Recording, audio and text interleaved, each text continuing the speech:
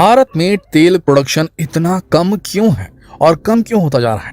क्या water level की तरह भारत में जो तेल का जो रिजर्वायर है वो धीरे धीरे खत्म होता जा रहा है? भारत क्यों तेल नहीं निकालता अपनी जमीन से? भारत जमीन से कच्चा तेल क्यों नहीं निकाल पाता? क्या है समस्या? आइए जानते हैं इस वीडियो के माध्यम से। भारत से कच्चा तेल क्यों नहीं निकलता? क्यों जमीन से तेल निकालकर भारत सरकार 120 के पेट्रोल को 50 रुपए लीटर नहीं कर देती? आखिर भारत की ऐसी क्या मजबूरी है कि वो जमीन से तेल नहीं निकाल पा रहा है? अगर आपको ऐसा लगता है कि भारत की मिट्टी से कच्चा तेल नहीं निकल सकता तो आप एक बहुत बड़ी गलतफहमी में जी रहे हैं दोस्तों। 15 साल पहले सरकार ने भारत के उन इलाकों में ड्रिलिंग करने की मंजूरी दी थी जहां से कच्चा तेल निकाला जा सकता था। ऐसे करीब 450 इलाकों को पिन पॉइंट किया गया था, लेकिन आपको जानकर हैरानी होगी कि 15 साल बाद 450 स्पॉट्स में से सिर्फ 30 जगह पर ड्रिलिंग शुरू हो पाई है। जी हाँ, इसके अलावा भारत में ऐसी और भी कई जगहें हैं जहां से कच्चा तेल निकाला जा सकता है, लेकिन उसके बाद भी हम 80% तेल सऊदी अरब से इंपोर्ट करते बैठे हैं और आज के समय भारत में सिर्फ 20% कच्चा तेल ही खुद का निकाला जाता है। अब आप सोच रहे होंगे कि ऐसा क्यों? जब भारत सरकार को पता है कि भारत की जमीन से कच्चा तेल निकाला जा सकता है तो वो क्यों नहीं निकालते? क्योंकि दोस्तों, हमारे देश की व्यवस्था ही कुछ ऐसी है जिसकी वजह से कच्चा तेल इतनी आसानी से जमीन के बाहर नहीं आ सकता। भारत में ONGC यानी कि oil and natural gas corporation limited एक सरकारी कंपनी है। यह ऐसी कंपनी है जो भारत में 70% कच्चा तेल निकालने का काम करती है, लेकिन हैरानी की बात यह है कि लगातार ONGC के तेल के कुएं सूखते जा रहे हैं। मुंबई हाई ONGC का एक ऐसा हिस्सा है समुद्र के ऊपर फ्लोटिंग टैंक बनाकर जहां से कच्चा तेल निकाला जाता है, लेकिन आपको जानकर हैरानी होगी कि 1999 में इस जगह से आखिरी बार सबसे ज्यादा कच्चा तेल निकाला गया था। उसके बाद से लगातार यहां पर कच्चे तेल का प्रोडक्शन घटता जा रहा है। ONGC के बहुत सारे कुएं आज के समय सूख चुके हैं जिन्हें पूरी तरह से बंद कर दिया गया है। आज हालात ऐसे हो गए हैं कि सन 2000 में जहां भारत में कच्चा तेल 29.7 मीट्रिक टन निकलता था, आज वो 22 मीट्रिक टन तक पहुंच चुका है। अब इतनी सारी चीजों को देखकर आप खुद समझ गए होंगे कि भारत में आज के समय में कच्चे तेल की क्या स्थिति है, कितनी तेजी से कच्चे तेल के कुएं सूखते जा रहे हैं। लेकिन उसके बाद भी ड्रिलिंग प्रोसेस में तेजी क्यों नहीं दिखाई देती?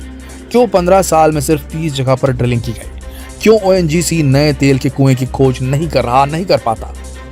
असल में दोस्तों, इसके पीछे कई कारण हैं, लेकिन एक कारण ऐसा है जो वाकई आपको हैरान करके रख देगा। सन 2014 तक ONGC के पास 10,799 करोड़ रुपए रिजर्व में थे। इन पैसों से नए तेल के कुएं खोदे जा सकते थे और तेल निकाला जा सकता था। लेकिन फिर 2014 में जब मोदी सरकार आई तो उन्हें पैसों की जरूरत होने लगी। तब उन्होंने ये किया कि सरकारी पेट्रोलियम कंपनी हिंदुस्तान पेट्रोलियम को उन्होंने ONGC को बेच दिया। इसके बाद ONGC ने गुजरात स्टेट पेट्रोनेट लिमिटेड के कुछ शेयर खरीद लिए। अब इतना खर्चा करने के बाद आज के समय ONGC के पास सिर्फ और सिर्फ 968 करोड़ रुपए बचे हैं। अब इतने पैसों में तेल के कुएं नहीं खोदे जा सकते और खोदने के बाद अगर उसमें से तेल नहीं निकला तो ONGC पूरी तरह से डूब जाएगा। फिर सवाल ये उठता है कि प्राइवेट कंपनियों को ड्रिलिंग करने की इजाजत क्यों नहीं दे दी जा सकती? असल में भारत में प्राइवेट कंपनियों को परमिशन दी गई है, लेकिन मोदी सरकार के पहले इस पर कई तरह के सख्त नियम थे। अगर कोई बाहर की कंपनी या प्राइवेट कंपनी भारत में तेल के कुएं खोदना चाहती है तो उससे पहले यहाँ की कंपनी से पार्टनरशिप करनी होती थी और उसके बाद इतना सारा पेपर वर्क होता था जिसके कारण कोई भी बाहर की कंपनी भारत में आकर तेल का कुआं नहीं खोदना चाहती थी। एक तरफ तो ये रूल सही था कि भारत की धन संपदा जो मिनरल यहाँ के रिजर्व्स हैं उसका इस्तेमाल, जो रिसोर्सेज का इस्तेमाल जो है बाहर के लोग उन पर आधिपत्य ना गड़ा पाए। जैसे अमेरिका ने एक समय पर सऊदी अरब पे ये कर दिया था, लेकिन उसके बाद किसी तरीके से सऊदी अरब ने अमेरिका से पिंड छुड़ाया। लेकिन भारत के साथ ऐसा ना हो इसलिए पुरानी सरकारों ने ये तय किया था कि अगर कोई बाहर की कंपनी यहाँ आती भी है तो उसे यहाँ की कंपनी के साथ टाई अप करना पड़े। यानी कि कहने का मतलब कि अगर कोई बाहर की कंपनी यहाँ आएगी तो उसे आधा पैसा अपनी कमाई का इस देश में छोड़कर जाना होगा, तभी वो यहाँ पर खोद सकती है। मतलब डेवलपमेंट का डेवलपमेंट और रेवेन्यू का रेवेन्यू। पर उस मॉडल को अब सरल कर दिया गया है। मोदी सरकार आई और उन्होंने ये सारे नियम बदल दिए। भारत में आकर तेल के कुएं खोद सकती है।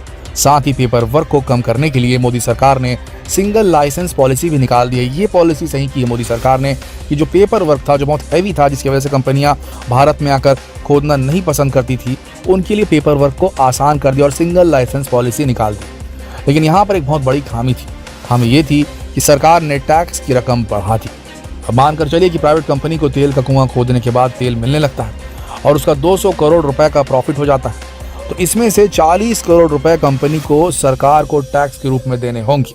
तो ये बहुत बड़ी बात है दोस्तों। अगर 200 करोड़ कमाए, उसमें से 40 करोड़ सरकार को देने पड़ जाएं, तो फिर तो मुनाफा कहाँ से निकालेगी वो कंपनी। इन सारे झंझटों की वजह से कोई भी बाहर की कंपनी यहाँ पर आकर पैसा इन्वेस्ट नहीं करना चाहती, क्योंकि एक दूसरा डर ये भी है कि इतना पैसा लगाने के बाद अगर उन्हें तेल नहीं मिला तो उनका बहुत बड़ा नुकसान हो जाएगा।